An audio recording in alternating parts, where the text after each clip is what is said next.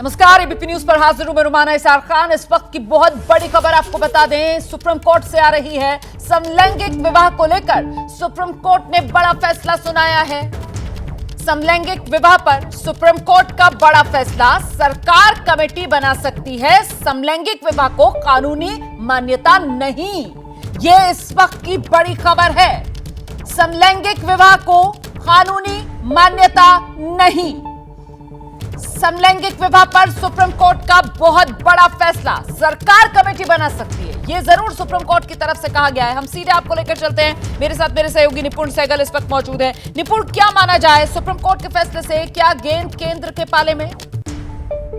बिल्कुल, गेंद केंद्र के पाले में है। साथ ही साथ ये समझना पड़ेगा कि सरकार ने जो एक मुख्य बात रखी थी कि हो सकता है कि कुछ लोग चाहते हो कि ऐसी शादी को मान्यता दी जाए, लेकिन जो बहुमत है या जो बड़ी संख्या है वो उसको स्वीकार नहीं कर सकता। और शादी एक पवित्र बंधन है भारतीय समाज में, तो उस बात को कहीं ना कहीं कोर्ट ने माना है और कहा है कि ठीक है, जो कानूनी अधिकार दूसरे दिए जा सकते हैं उस पर विचार करने के लिए, जैसा सरकार कह रही थी कि कमेटी बनाना चाहती है, वो कमेटी सरकार बनाए, लेकिन हम शादी को मान्यता नहीं दे सकते। साथ ही साथ बच्चा गोद लेने का अधिकार भी ऐसे जोड़ों को नहीं दिया जा सकता है। ये बात भी सुप्रीम कोर्ट के बहुमत के फैसले में निकलकर सामने आई है। इस पूरे मामले में सुप्रीम कोर्ट ने जो केंद्र सरकार से पक्ष मांगा था और कुल मिलाकर जो केंद्र की तरफ से अपना पक्ष रखा गया था, क्या माना जाए जो फैसला सुप्रीम कोर्ट का आया है काफी हद तक उसी से प्रभावित नजर आता है? बिल्कुल उससे प्रभावित नजर आता है और केंद्र ने पुरजोर विरोध किया था। केंद्र ने कहा था कि अगर कुछ चिंताएं हैं, जैसे कि अगर समलैंगिक जोड़ा कोई है, वो अपने अकाउंट में नॉमिनी बनाना चाहता है अपने पार्टनर को, या पेंशन में, ग्रेच्युटी में, किसी दूसरी सुविधा में हिस्सा देना चाहता है, कोई मेडिकल जरूरत है, वहां पर समलैंगिक पार्टनर फैसला नहीं ले सकता क्योंकि उसको परिवार का सदस्य नहीं मानते। ऐसी तमाम चिंताओं को दूर करने के लिए कमेटी बना सकते हैं, लेकिन शादी एक पवित्र गठबंधन है भारतीय समाज में और बहुमत इसे स्वीकार नहीं कर पाएगा कि शादी का दर्जा दे दिया जाए ऐसे संबंधों को। तो साफ तौर पर कोर्ट का फैसला इससे प्रभावित नजर आता है और कोर्ट ने भी यही बात कही है कि कानूनी अधिकार देने पर विचार हो, लेकिन शादी का दर्जा हम नहीं दे सकते। बहुत शुक्रिया आपका निपुण सहगल इस तमाम जानकारी के लिए। तो समलैंगिक समुदाय से जुड़े हुए लोग जो सुप्रीम कोर्ट को बड़ी उम्मीद के साथ देख रहे थे, बड़ा झटका उनको लगा है। समलैंगिक विवाह को कानूनी मान्यता नहीं, सुप्रीम कोर्ट ने फैसला सुना दिया है और केंद्र के पाले में एक तरीके से अब ये पूरा मामला पहुंच चुका है, ये कहते हुए कि साहब केंद्र अगर चाहे तो इस मामले में कमेटी बनाकर आगे फैसला ले। और अब इस वक्त एक बड़ी खबर आ रही है। इजरायल ने गाजा के अलावा एक मोर्चा लेबनान की ओर भी खोला है। दक्षिणी लेबनान पर इजरायल की तरफ से हवाई हमले किए गए हैं। ये इस वक्त की बहुत बड़ी खबर है। मतलब उत्तरी इजरायल वाला इलाका, वहां पर भी एक नया मोर्चा खुलता हुआ इजरायल के लिए। दक्षिणी लेबनान पर इजरायल ने हमला किया है। इजरायल ने गाजा के अलावा ये मोर्चा लेबनान की ओर खोला है। दक्षिणी लेबनान पर इजरायल ने हवाई हमला किया है। आप जानते हैं लेबनान की तरफ से इजरायल पर हमला हो रहा है, हिजबुल्लाह बाज नहीं आ रहा, हिजबुल्लाह की तरफ से इजरायल को निशाना बनाया जा रहा है और अब जवाबी कार्रवाई करते हुए टारगेट बनाकर लेबनान में आईडीएफ की तरफ से हमला बोला गया है। और लेबनान में टारगेट बनाकर आईडीएफ की तरफ से जब हमला बोला गया है तो मतलब हिजबुल्लाह को निशाने पर इजरायल की तरफ से लिया गया है। तो अब तस्वीर यह बन रही है कि इजरायल इस वक्त दो मोर्चों पर यहां पर लड़ता हुआ नजर आ रहा है। एक तरफ हमास के आतंकवाद के खिलाफ गाजा पट्टी और दूसरी तरफ लेबनान हिजबुल्लाह के खिलाफ भी ये नया मोर्चा जो इजरायल की तरफ से खोला गया है। आईडीएफ ने लेबनान में ये टारगेटेड अटैक किया है। हवाई हमला जो लेबनान में किया गया है, दक्षिणी लेबनान में आईडीएफ की तरफ से ये निशाना साधा गया है हिजबुल्लाह के आतंक के खिलाफ।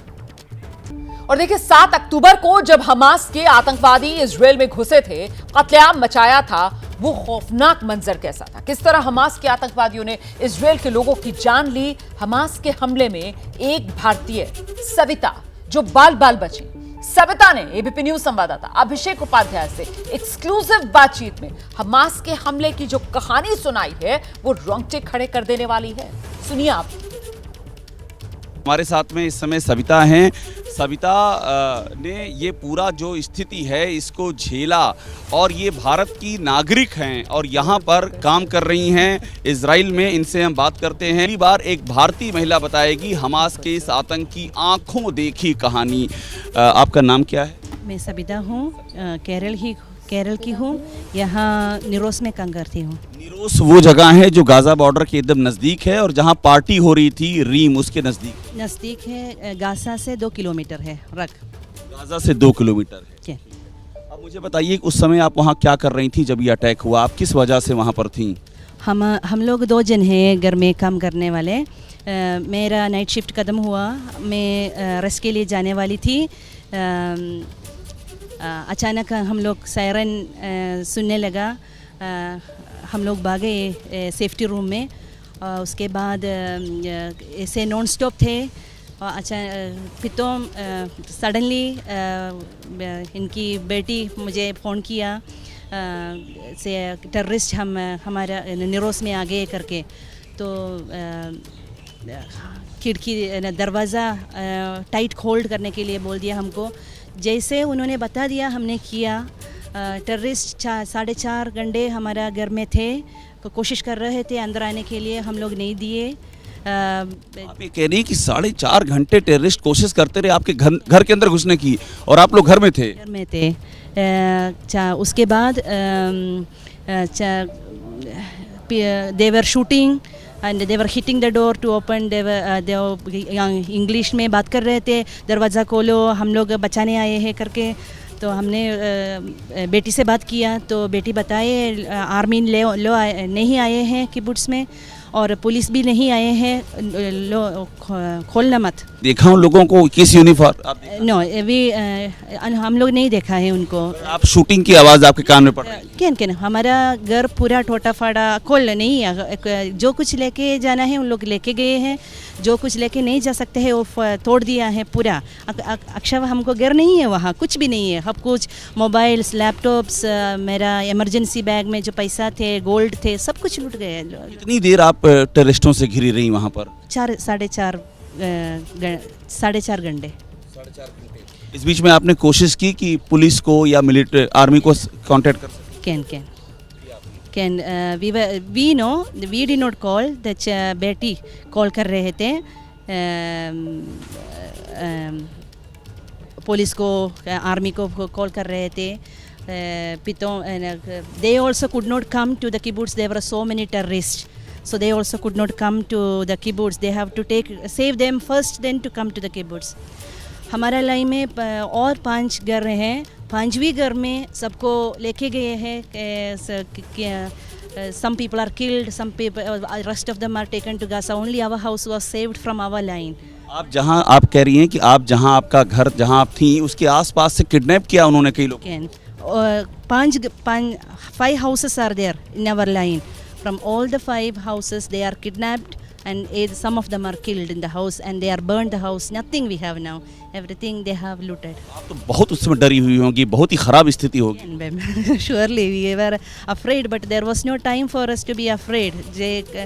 We have to save us. There were 2 people, Rachel and Shmulik, with whom we are working. आप केयर गिवर थी, आप उनकी देखरेख करने के लिए वहाँ पर मौजूद? मैं और मीरा, एक और इंडियन केरल की लड़की है मीरा, हम दोनों वहाँ काम करती हैं। डे नाइट शिफ्ट है हमको। आप अब क्या चाहती, आप यहाँ रहना चाहती हैं या वापस जाना चाहती हैं? इसराइल में हम लोग सेफ है। We are safe here in Israel. The government completely support us. If the government, Israel government tell us it's not safe to be here in Israel, we will come. Otherwise, air India का जा रहा है, उससे आपको जाने का? No, we are safe here. Can. और अब इस वक्त एक और बड़ी खबर, गाजा में पूरी रात इजराइल की तरफ से ताबड़तोड़ हमले किए गए। और ये जो हमले किए गए हैं बीती रात, इसमें 71 लोगों की जान गई है। पूरी रात में 200 से ज्यादा हवाई हमले किए गए हैं।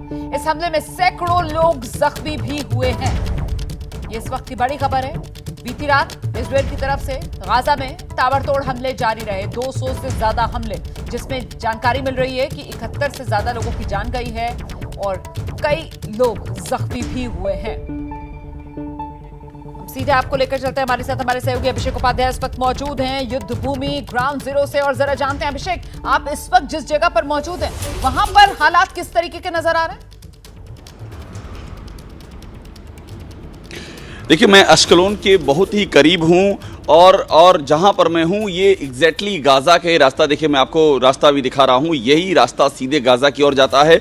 कुछ गाड़ियां आती हुई हमको दिख रही हैं उस साइड से जो यहां से आगे की ओर बढ़ रही हैं, और अभी यहां पर धमाकों की जो आवाजें हैं वो रह रह करके आती हैं रोमाना यहां पर, और बीच बीच में टैंकों का मूवमेंट भी दिखाई देता है।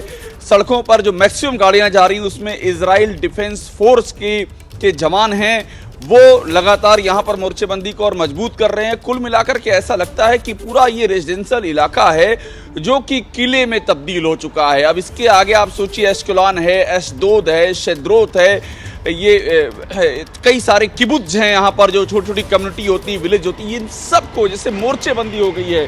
जो भी गाड़ियाँ यहाँ पर जा रही, देखिए मैं अभी आप से बात कर रही हैं, इसी बीच में मैं आपको दिखाता हूँ तस्वीर। देखिए ये सब गाड़ियाँ जितनी भी जा रही हैं, इन सब गाड़ियों में पूरी तैयारी है।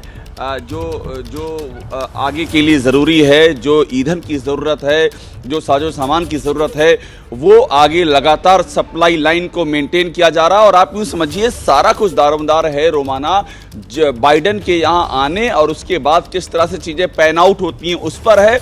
और मुझे लगता है जो तैयारियां मैं देख पा रहा हूं, जैसे बाइडन की मुलाकात खत्म होगी और साउथ की और गाजा से लोग बड़ी संख्या में पहुंच चुके होंगे, मुकम्मल हो चुका होगा, वही एक समय लगता है कि जब इजराइल उस ग्राउंड इन्वेजन को अंजाम देगा जिसकी लगातार यहाँ पर चर्चा है। ये बेहद महत्वपूर्ण पॉइंट है जो अभी अभिषेक उपाध्याय की तरफ से रखा जा रहा था कि इंतजार कीजिए, अमेरिकी राष्ट्रपति जो बाइडेन जब वो इजराइल आएंगे और उनकी इस विजिट के बाद किस तरीके से यहाँ पर हालात बदलेंगे, तब्दीली होगी और इजराइल हमास युद्ध आगे किस दिशा में बढ़ेगा, उसी पर बहुत कुछ निर्भर कर रहा है।